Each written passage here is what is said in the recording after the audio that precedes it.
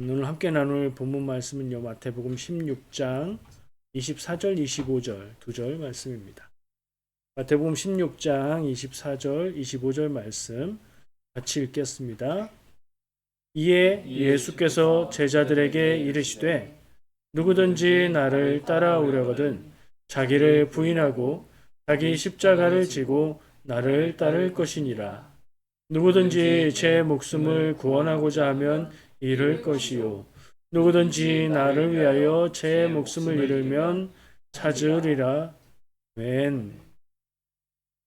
오늘 말씀 제목은 죽어야 산다 이렇게 썼어요. 죽어야 되는 것은 무엇이고 그게 죽었을 때 사는 것은 무엇인가 생각하면 좋겠고요.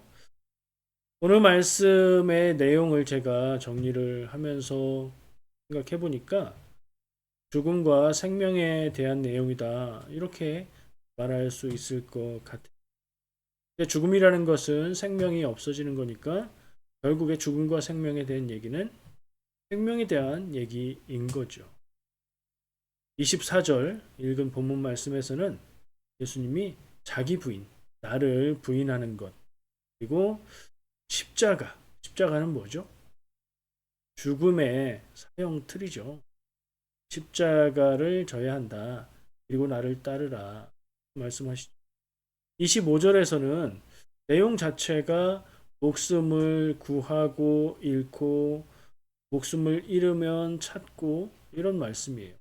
24절, 25절이 아까 얘기한 대로 죽음과 생명, 결국엔 생명에 대한 이야기를 예수님이 하신다 이렇게 생각할 수 있고 생각해보면요. 여기 이 말씀뿐만 아니라 죽음과 생명에 대해서 예수님의 말씀 혹은 다른 책들에서도 굉장히 많이 다루고 중요하게 여기는 주제라는 걸 알 수 있지요. 성경에서 볼 때. 그리고 굳이 성경 아니어도 우리 인생이라는 것을 생각해 볼 때 인생이라는 말 자체가 사람이 산다는 얘기죠. 그리고 인생이 시작되면 사는 것이고 그 인생의 끝은 죽음으로 끝나게 하는 거죠. 오늘은 이것에 대해서 이야기할 수 있겠다 하는 생각을 했는데요. 살고 죽고 어떻게 살고 이런 얘기가 아니라 생명이란 무엇인가? 죽어야 되는 것이 있다면 살아야 되는 건 무엇인가? 우리가 살겠다고 집착하고 사는 것은 무엇이고 그렇게 했을 때에 자칫 잃기 쉬운 생명은 또 무엇일까? 이런 생각을 나누려고 합니다. 오늘 24절, 25절 말씀은요. 아주 짧게 요약해서 말하면 24절은 나를 따라와라 하는 얘기를 하신 거예요. 예수님이 나를 따라오려면 이렇게 해라 이러셨잖아요. 그러니까 완전히 압축하면 나를 따라와라 하는 얘기를 하신 거고요. 25절은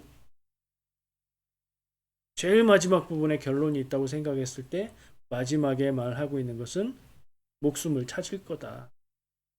이렇게 요약을 해 볼 수 있어요. 24절, 25절 말씀이 길지도 않지만 그것을 쥐어짜서 요약하면 24절은 나를 따라와라, 25절은 목숨을 찾으리라. 이거 두 개를 붙이면 두 절의 요약이 나올 텐데요.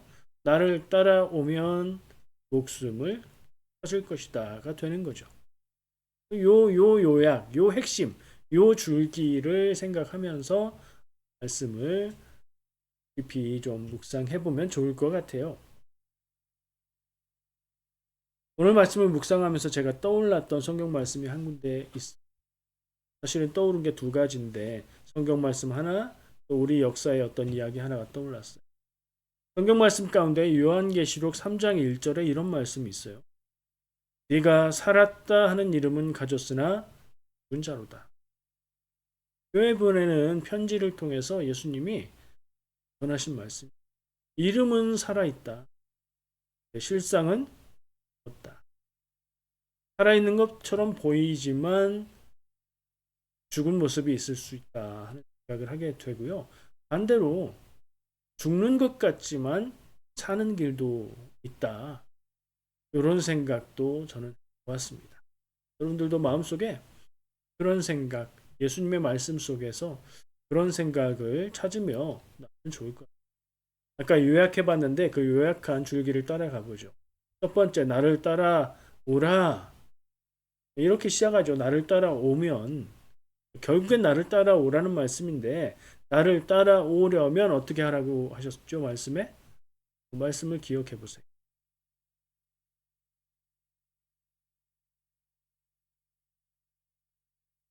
자기를 부인하고 자기 십자가를 지고 가야 한다. 이렇게 말씀하세요. 그리고 이 부분에서 중요하게 우리가 참고할 부분이 있는데 이 말씀이 제자들을 향해서 하고 계시다. 제가 예수님이 누군가에게 말씀을 전할 때 보면 대체로 제자들 아니면 사람들 혹은 바리새인이나 이런 사람들에 대해서 대답하거나 책망하는 이야기들 대체로 그래요. 오늘 말씀 보니까 제자들에게 하신 말씀. 제자들에게 나를 따라오려면 이렇게 해라. 근데 제자들은 원래 예수님을 따라가고 따라 살고 함께 하는 사람들이었잖아요. 나를 따라오려면 이라는 말씀이 그렇게 조건적이지가 않고 그냥 따라와 이렇게 해 하는 말씀으로 읽어야 될 것 같고요. 그 내용이 자기 부인, 나를 부인하고 그러니까 예수님이 말씀하시니까 너를 부인하고 네 주장, 너의 생각 그거 강하게 얘기하지 말고 하나님의 뜻 앞에서 나를 겸손하게 주고 하나님의 뜻을 첫 번째 자리에 놓고 네 뜻은 두 번째 자리에 놓고 그게 자기 부인이라고 말할 수 있어요. 그렇게 하고 너의 십자가를 지고 나를 따르라. 우리가 십자가라는 말을 쓸 때는 가장 먼저 떠오르는 것이 예수님이 달려 죽으신 십자가 그래서 우리의 구원의 상징이 되는 십자가를 떠올리기 쉬운데요. 이때는 아직 예수님이 십자가 지고 죽으시기 전이고요. 그리고 엄연히 십자가는 사형의 형틀이죠. 십자가는 죽음이에요. 조금 약하게 해석을 해도 십자가는 고난입니다.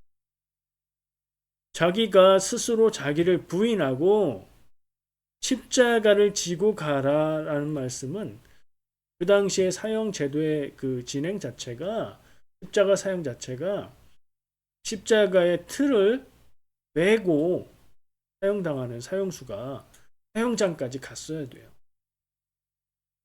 그걸 연상시키는 말씀. 우리는 십자가 그러면 예배당에 달린 십자가 혹은 목걸이의 십자가 예수님의 모습이 있는 십자가를 떠올리기가 쉬운데 말씀 속에서의 십자가는 그 현장에서 이 말씀을 듣는 사람들에게 떠올려진 십자가는 사형틀 잔인하게 비참하게 죽어가야 하는 그 사형 그리고 그 십자가 형장으로 십자가 틀을 메고 이미 채찍을 맞은 후에 그것을 메고 고통스럽게 걸어가야 하는 사람을 올렸을 거예요. 예수님이 제자들에게 말씀하신 십자가도 그런 거예요. 고통스럽고 고난스럽고 두렵고 힘들고 어렵고 그런 거 다 들어가는. 그럼 이게 무슨 말씀인가? 나를 따라오려거든 자기를 부인해라. 너를 부인해. 그리고 십자가 형장으로 십자가를 메고 가는 것처럼 그런 길을 가야 된다고 말씀하세요. 좋은 거 하나도 없는 것 같아요. 근데 예수님이 나를 그렇게 따라와라 고 말씀하세요. 만 생각해 보면요. 이거는 예수님이 아까 누구에게 말씀하셨다고 그랬죠? 이게 이제 첫 번째 대상이에요. 첫 번째 대상자들을 향한 의미를 새기고 넘어가는 게 제일 중요한데 제자들을 향한 말씀이에요. 제자들한테 이 말씀을 하시는 이유는 우리가 이 말씀만 보고 생각하니까 접근이 조금 어려운데 제자들이 이렇게 하지 않고 이 방향의 반대의 모습이었기 때문에 그렇게 하지 말고 이렇게 해라 라는 말씀을 주셨다고 한번 접근해 볼 수 있어요. 그러면 제자들이 자기를 부인하는 거의 반대는 뭐예요? 자기를 주장하는 거죠. 내 뜻, 내 생각, 내 지혜, 내가 생각하기에 옳은 걸 주장하는 거예요. 익숙합니다. 왜죠? 바로 앞에서 베드로가 예수님이 고난당하고 죽을 것을 얘기하시자 안 된다고. 그것도 예수님을 꾸짖듯이 그렇게 얘기했잖아요. 그래서 예수님이 사탄아 내 뒤로 물러가라 그렇게 하셨잖아요. 아, 걸리네요. 이렇게 생각해 보니까 이게 무슨 얘기인지 좀 느낌이 오네요. 그러면 십자가, 아까 얘기한 대로 십자가는 주님의 영광, 하나님의 구원, 우리에겐 그렇게 다가오지만 그 이전의 의미, 사형틀, 두려운 것, 무거운 것, 탐스러운 것이라는 이미지로 올려야 될 것 같습니다. 제자들한테 그렇게 해줍니다. 제자들이 뭘 했길래요? 떠올려 보면 바로 이 장면은 아니지만 제자들은 거의 예수님이 십자가에 달리시기 얼마 전까지도 굉장히 눈살을 찌푸리는 모습을 보여줍니다. 그렇죠? 천국에 가면 누가 더 높으냐? 이 천국은 내세에 가는 그런 천국 얘기가 아니라 우리 예수님, 우리 주님이 유다의 왕이 되시면 그때에 우리가 다 그 나라의 고관, 고위직이 될 건데 그럼 우리들 사이에서 누가 더 높은 자냐? 이걸 서로 따지고 싸우고 그랬던 거예요. 자, 그들은 십자가를 지는 모습이었습니까? 영광의 길을 추구하는 모습이었습니다. 십자가 쪽은 아니죠. 그래서 예수님이 말씀하신 거라고요. 베드로만 그랬을까요? 예수님한테 그러면 안 됩니다. 하나님의 뜻이 아니라 사람의 뜻으로 생각하고 판단하는 거. 베드로는 그 장면에선 제자들을 대표하는 모습이에요. 제자들이 다 그랬다고 생각할 수 있어요. 내가 더 높다, 내가 더 위다, 내가 더 수제자지, 내가 더 주님의 뜻을 알지? 싸우는 제자들의 모습. 그것을 주님이 보시면서 너네 그러면 안 된다. 그러지 마. 나를 따라오려면 그러는 거 아니다.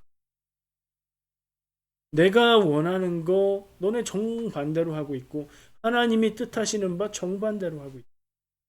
이렇게 말씀하신 것으로 첫 번째 다가오는 의미는 그런 부분인 것 같아요. 두 번째 의미는 제가 제자들에게 하신 말씀이 다 따졌지만 제자들에게 이렇게 말씀하셨는데 이 말씀을 우리에게도 하신 말씀으로 적용할 수 있을까? 어떤 거는 그대로 적용이 되고 어떤 것들은 조금 레벨은 다르지만 그래도 적용할 수 있고 어떤 것들은 경우에 따라선 우리에게 적용하면 곤란한 경우도 있어요. 이거는 그냥 적용해도 맞아 들어가요. 하나님 앞에서 사람들 앞에서 우리가 예수님이 자기를 부인해라 그러셨죠. 자기 주장하지 말고 자기 부인하라는 건 자기 주장하지 말고 이게 맞고 여러분들이 틀렸고 내 생각이 맞고 내가 옳고 나를 따라오세요. 그러지 말고 영광 받는 길보다 죽음으로 향하는 것 같은 그런 길을 감당하라 하는 말씀으로 우리는 좀 새겨 들을 필요가 있어요. 예수님을 따라가는 길, 신앙생활하는 길, 믿음으로 사는 길은 부자 되고 복받고 장수하고 사람들 앞에서 높아지고 그런 길이 아니다. 이걸 기억할 필요가 있다는 것. 물론 우리 마음은 그걸 원합니다. 우리는 정직해야 되고 솔직하게 이걸 알아야 돼요. 내가 원하는 모습은 그것이지만 예수님의 말씀은 그것이 아니다. 이거 명확하게 깨달아요. 그리고 그 앞에 서서 예수님의 말씀을 따라갈 것인가 아닌가를 선택해야 돼요. 아니라면 교회 안에서 신앙 안에서 그 아닌 길을 추구하면 안 돼요. 교회를 떠나야 돼요. 왜냐하면 그건 믿음의 자세, 믿음의 길이 아니기 때문이에요. 아닐 뿐만 아니라 믿음의 정면 도전, 믿음을 변질시키고 왜곡하는 자세이기 때문에. 그래서 예수님이 이 부분을 심각하게 신중하게 제자들에게 경고하는 것이다 라고 보아도 될 것이고 오늘 내가 나를 이 기준으로 바라볼 때에 내 안에는 내 것을 나를 주장하고 높이려는 마음이 있나 없나 한번 생각해 25절 말씀 아까 제가 쥐어짜서 요약하면 뭐라고 했죠? 목숨을 찾으리라 라고 했어요. 어디 그런 말씀이 나오죠? 본문 말씀을 한번 보면요. 25절 읽어드릴게요. 누구든지 제 목숨을 구원하고자 하면 잃을 것이요. 누구든지 나를 위하여 제 목숨을 잃으면 찾으리라. 찾는다는 얘기가 끝에 나오긴 하네요. 근데 뭘 찾는다는 게 없는데요. 이 문장이 좀 특이해요. 이 말이. 누구든지 제 목숨을 구원하고자 하면 잃을 것이요. 무엇을 잃을 것이요. 무엇을이 없어요. 목적어가 없어요. 이게 우리말은 목적어가 없어도 막 이해되는 그런 신비한 언어거든요. 우리말의 특징을 따라서 여기 안 쓴 거예요. 이게 원문이 이게 없을 수도 있고요. 우리말로 번역하는 과정에서 이게 빠진 걸 수도 있어요. 찾아보니까 원문에는 있어요. 아우텐이라는 대명사가 있어요. 그것이라는 뜻이에요. 그걸 우리말에서는 굳이 누구든지 제 목숨을 구원하고자 하면 그것을 잃을 것이요라고 해도 뭐 별로 크게 문제는 없는데 구원하고자 하면 잃을 것이요 해도 이게 더 자연스러운 느낌이 든단 말이죠. 그래서 이렇게 번역한 것 뿐이에요.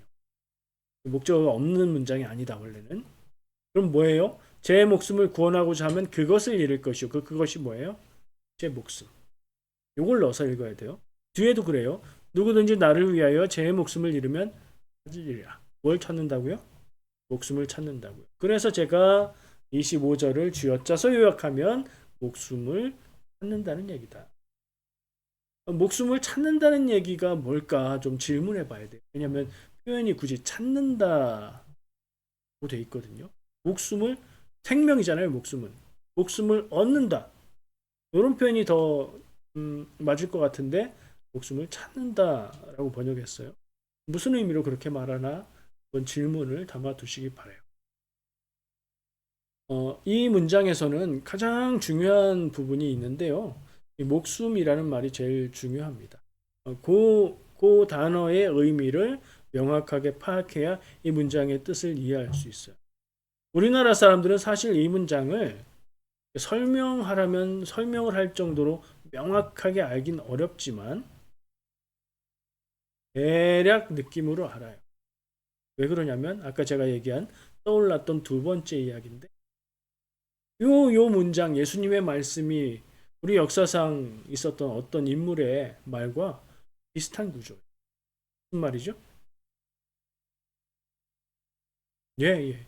이순신 장군이 명량해전을 앞두고 군사들을 독려하는 말씀을 하시는데 거기서 번역한 말로 한자로 기록되어 있으니까 번역한 말로 살고자 하면 죽을 것이요 죽고자 하면 살 것이다. 이렇게 말씀을 하세요. 필사즉생, 필생즉사. 이게 이제 이순신 장군님이 만드신 그런 말은 아니고 오자병법이라고 하는 병법서에 나와 있는 말인데 그걸 인용해서 예수님이 적절한 순간 말씀하신 거죠. 자기 목숨을 구하고 제 목숨 아까워서 몸을 사리며 전쟁에 임하면 그 전투에서 패하게 되고 결국엔 죽을 거다.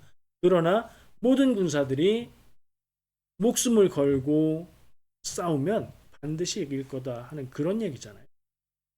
근데 되게 모순적인 말처럼 들리는데 들으면 딱 알아듣잖아요. 살고자 하면 살아야죠. 죽고자 하면 죽어야죠. 근데 살고자 하면 죽을 것이고 죽고자 하면 살 것이다. 역설적인 문장을 통해서 굉장히 감동을 주는 그리고 아주 중요한 교훈을 말해주는데 예수님 말씀이 그런 구조랑 같은 말을 써서 같은 얘기를 하고 있는 것 같지만 반대의 이야기를 하고 있고 그 같은 단어가 의미가 가만 생각해 보면 다른 거예요. 그 목숨이 그래요. 이 문장에서. 목숨이 4번 나오는 거예요. 실제로는 2번만 나오지만 그 대명사로 표현한 부분도 같은 단어니까 목숨이 4번 나온 거예요. 다시 한번 읽어볼게요. 누구든지 제 목숨을 구원하고자 하면 그 목숨을 잃을 것이고 누구든지 나를 위하여 제 목숨을 잃으면 그 목숨을 비슷하죠. 그래서 그런 의미에서 한국 사람들은 예수님의 이 말씀이 왠지 익숙하고 왠지 아는 것 같고 느낌은 온단 말이에요. 근데 예수님의 말씀을 성경 말씀을 좀 중요하게 볼 때는 좀 따져서, 굳이 그렇게 안 따져도 알 것 같긴 하지만 따져볼 필요도 있는 부분이 있어요. 목숨이 중요하다고 얘기했죠. 이 목숨이라고 번역된 단어는 헬라어 푸시케입니다. 푸시케. 익숙하지 않아요? 들어보셨을 것 같아요. 한마디로 말하자면 목숨이라는 말이에요. 목숨으로 번역했잖아요. 또 다르게 말하면 생명이에요. 생명이나 목숨이나니까요. 그리고 그 의미를 좀 자세하게 파보면 육체의 생명이라는 뜻이 있고요. 그러니까 몸의 생명이라는 뜻이 있고요. 두 번째 의미가 있는데 두 번째 의미는 자기중심성, 나의 에고, 그런 의미도 가지고 있어요. 또 다른 의미가 있는데 영혼이라는 의미도 갖고 있어요. 한 단어가 여러 가지 의미를 갖고 있어요. 문장에서 쓰였는데 같은 단어를 썼지만 조금 다른 의미로 적용을 해볼 수 있는 그런 거예요. 왜냐하면 아까 우리가 문장을 여러 번 읽었지만 그 말 그대로 그 대명사 자리에 목숨을 넣어서 똑같이 읽으면 이게 말이 안 되는 문장이잖아요. 목숨을 찾으면 잃을 거고 목숨을 잃으면 찾는다. 같은 건데 그렇게 될 수가 없잖아요. 논리적으로는. 근데 같은 말이지만 의미가 여러 가지라 이게 많이 생각해 보면 다른 뜻으로 같은 단어를 쓰고 있는 거다 그러면 얘기가 달라질 수 있는 오시죠. 그래서 이 문장의 말씀이 무슨 뜻이냐? 일단 그 무슨 뜻인지를 말씀드리기 전에 제가 말씀드리는 건 저의 해석이고요. 그리고 예수님의 말씀은 써 있는 원래 문장의 의미를 그대로 놔두고 좀 그거를 깊이 있게 다양하게 묵상하고 생각할 필요가 있는데 그래도 이해하기 위해서 단순한 문장으로 한번 해설해 보는 거예요. 제가 말씀드리는 게 이게 정답이다. 이렇지 않아요. 이렇게도 볼 수 있고 다르게도 볼 수 있어요. 두 가지로 해석의 예를 말씀드려 볼게요. 제가 아까 이 푸시케라는 단어가 세 가지 의미가 있다고 말씀드렸어요. 그거를 요거 넣어보고 저거 넣어보고 해서 말이 되는 것 같고 의미가 살아나는 표현을 가지고 해석을 해보면 저는 두 가지 의미를 발견했는데 첫 번째, 누구든지 자기 중심성을 붙들면 그 영혼을 잃을 것이다. 자기 중심성, 자기 고집을 앞에 목숨에 넣고 뒤에 목숨에는 영혼이라는 의미를 넣어서 해석한 거예요. 그 뒷부분도 같은 구조로 집어넣었죠. 다시요. 누구든지 자기 중심성을 붙들고 살면 그 영혼을 잃을 것이다. 누구든지 나를 위해서 자기 중심성을 버리면 영혼을 찾게 될 것이다. 이렇게 해석하니까 지금 그 의미를 들었잖아요. 그래서 이렇게 해석할 수 있다는 걸 알았는데 원래 읽었던 문장하고 조금 느낌이 다르죠? 이건 분명히 의미가 있는 해석이긴 해요. 근데 많이 다른 것 같다 하는 느낌이 들어서 또 다르게 해봤습니다. 한 가지 적용을 더 해보면 이렇게도 볼 수 있어요. 육체의 생명에 집착하면 그러니까 앞에 부분의 목숨을 육체의 생명이라고 생각을 한 거고 뒤에 부분을 영혼의 생명이라고 적용해봤어요. 영혼이라는 뜻이 있었으니까. 다시요. 육체의 생명에 집착하면 영혼의 생명을 잃게 되고 육체의 생명에 대한 집착을 놓으면 영혼의 생명을 찾게 될 것이다. 이런 식으로 해석을 해보면 앞에서 한 해석도 마찬가지인데 찾는다는 표현이 딱 들어맞는 의미 같은 느낌도 들죠. 이게 다른 언어로 번역하는 거니까 우리말로 번역되어 있는 그 표현 그게 절대적인 게 아니거든요. 여러 가지로 좀 적용해 볼 필요가 있거든요. 여러분도 스스로 제가 드렸던 이 세 가지 의미, 푸시케, 목숨, 그리고 자기중심성, 그리고 영혼이라는 것들을 가지고 이 말씀을 의미를 좀 더 밝혀보는 묵상을 많이 해보는 것도 좋을 것 같아요. 근데 단순하게는 지금 제가 적용해 본 두 가지 문장 정도가 그냥 무리 없고 표준적이고 적용 가능한 그런 해석이라고 생각이 돼요. 한 번 더 읽어드릴까요? 누구든지 자기 중심성을 붙들면 그 영혼을 잃을 것이고 누구든지 나를 위하여 자기 중심성을 버리면 영혼을 찾게 될 것이다. 다르게 해석해 보면 육체의 생명에 집착하면 영혼의 생명을 잃게 될 것이고 육체의 생명에 대한 집착을 놓으면 영혼의 생명을 갖게 될 것이다. 이 목숨, 휴식회를 몸의 생명으로도 볼 수 있지만 영혼의 생명, 그것은 곧 뭐예요? 영원이기도 하고 영생이기도 하고 구원이기도 한 거죠. 그러니까 이 예수님의 말씀에서 결정적인 목적으로 두고 말씀하시는 것은 그거예요. 구원이고 영생을 찾게 될 것이다 하시는 말씀. 근데 그 논리를 앞으로 따라가 보면 아까 처음에 제자들이 정반대로 가고 있으니까 예수님이 그러면 안 된다. 네 주장 그렇게 하지 말고 하나님의 뜻을 더 앞에 놔야 되고, 그렇죠? 그리고 영광의 자리를 탐하지 말고 마음속에 그걸 두지 말고 십자가의 길을 가라. 이건 달리 말하면 고생해라 라는 의미보단 하나님이 맡기신 사명을 발견하고 그것을 구하고 사명으로 의미 있는 삶을 살아라 하는 말씀이 되겠죠. 이런 생각들을 해보면서 이 말씀을 읽어보면 느낌이 또 달라질 거예요. 그리고 그 달라진 느낌을 여러분 스스로의 인생과 믿음과 생각 가운데 적용해 어떤 반응이 일어납니까? 불꽃이 튀고 뭐가 변하고 그러나요? 그런 일들이 신앙 가운데 좀 많이 있으면 좋습니다. 늘 똑같고 늘 그냥 편안하고 그렇게 편안할 상황이 아닌데 그냥 편안하고 그렇지 않습니다.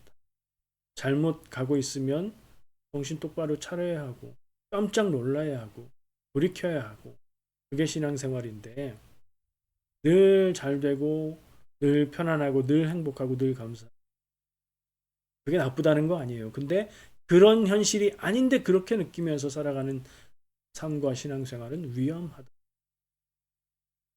종합해 볼게요. 정리. 전체적인 의미를 한번 되짚어 볼까요? 본문을 다시 한번 읽어 보겠습니다. 제가 읽을게요.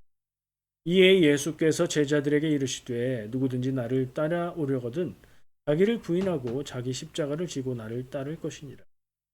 누구든지 제 목숨을 구원하고자 하면 잃을 것이요 누구든지 나를 위하여 제 목숨을 잃으면 찾으리라. 이 말씀을 오늘 함께 나눴고요. 함께 나눈 해석을 적용해서 한 번 더 복습해 보자면 예수님이 제자들에게 말씀하셨는데 나를 따라오면 생명을 찾을 것이다. 요약했을 때 그런 말씀을 하신 거고요. 예수님을 따르는 길은 이게 두 가지가 있었죠. 첫 번째 자기 부인, 두 번째 십자가. 예수님을 따르는 길은 내 뜻보다 하나님의 뜻을 앞에 두고 나에게 주신 사명 그것은 생각해 보면 두렵고 고통스러운 길일 수 있는데 그 길을 감당하는 것이다. 이렇게 생각해 볼 수 있을 것 같고요.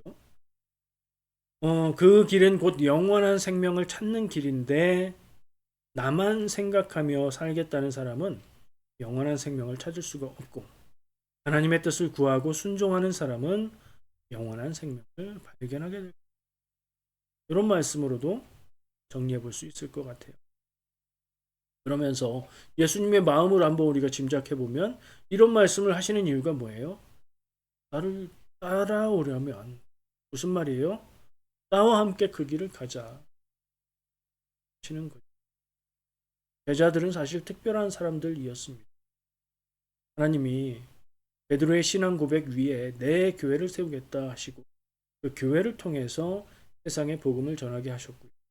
그 교회의 시작을 위해서 따로 예수님이 부르시고 사명 주신 사람들이지요. 그 사람들에게 주신 말씀이니까 사실 우리가 그 기준을 따르는 게 좀 무리가 아니냐 이런 생각을 할 수도 있어요.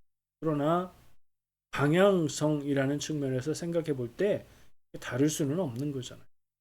사도에 대한 기준이건 목회자에 대한 기준이건 평신도에 대한 기준이건 하나님 앞에 하나님의 백성이라는 점에서는 같죠. 방향성에서는 해야 돼요.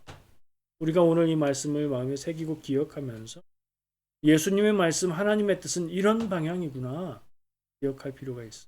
그리고 내가 제자들의 현실 모습처럼 하나님 앞에서 내주장하고 사람들 앞에서 내주장하고 내가 맞다니까.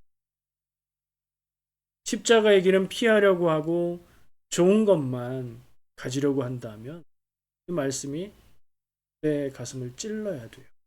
그게 살아있는 믿음. 그리고 중요한 한 가지를 제가 빼놨어요. 뒤로 빼놨는데 읽으면서 눈에 걸리셨을 것 같아요. 25절 말씀에 나를 위하여 하는 표현이 있어요. 나가 누구예요? 말하는 분이니까 예수님이죠. 나를 위하여 뭐요?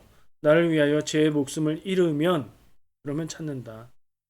아까까지 제가 해석하고 번역하고 설명했던 건 그냥 일반론일 수 있어요. 근데 여기서 빠지면 안 되는 게 빠지면 그냥 일반적인 세상 얘기가 돼버리는데 이게 핵심인데 나를 위하여 예수님을 위해서 예수님이 우리 편이니까 예수님이 나의 구원자니까 그 의미를 넘어서 예수님의 뜻을 따라서 목숨을 잃으면 내 육신의 목숨일 수도 있고 내 중심성일 수도 있고 그걸 잃고 버리고 포기하면 그러면 영생, 영원한 영혼의 생명을 얻을 거다라고 말씀. 여러분의 삶의 중심에 첫머리에 예수님을 위해서, 예수님이 전한 천국 복음을 위해서, 예수님이 전하신 하나님의 말씀, 하나님의 마음을 위해서 이런 생각이 있는가 한번 돌아볼 타이밍.